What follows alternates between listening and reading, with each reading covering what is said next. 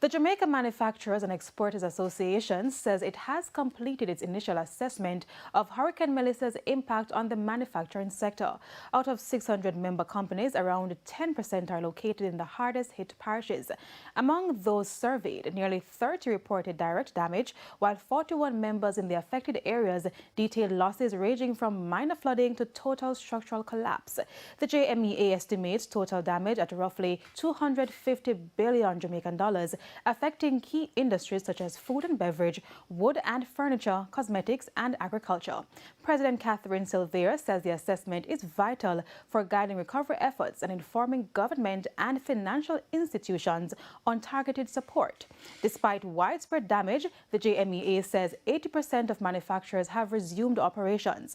The JMEA is also partnering with the PSOJ, JCC and government agencies to channel relief supplies from local manufacturers to impacted communities.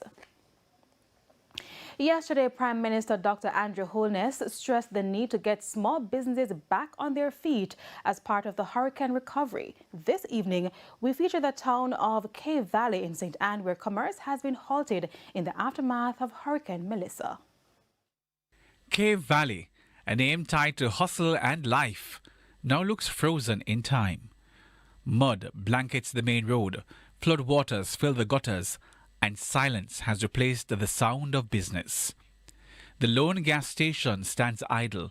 Supermarkets, restaurants and bars all closed, lifeless and layered in dirt. Doors torn down, zinc scattered and shelves stripped bare. Every corner tells the same story. Loss still waiting to be counted. TVJ News was fortunate to find two business owners, as many operators have yet to return, unable to face the wreckage left behind.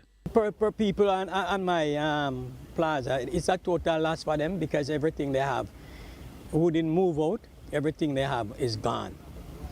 It's gone, gone, gone.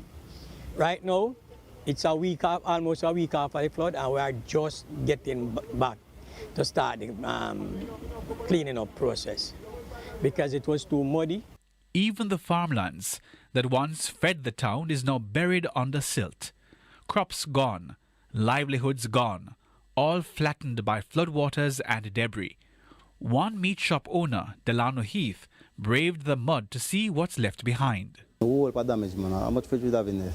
About 6 or 7 fridge. Full of goods.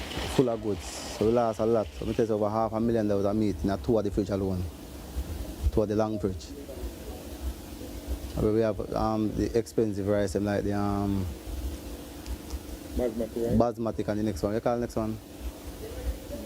Them deer rice, flour, sugar. Whole thing like that kind of thing. So we buy the thing them from the meat sample over Christina. So so you have like the hand cut chicken back, whole saltfish and everything stuck up. You have to dump everything. Dump everything. Now, as cleanup gradually begins, business owners here say the path to recovery remains steep and challenging, and they urgently require support.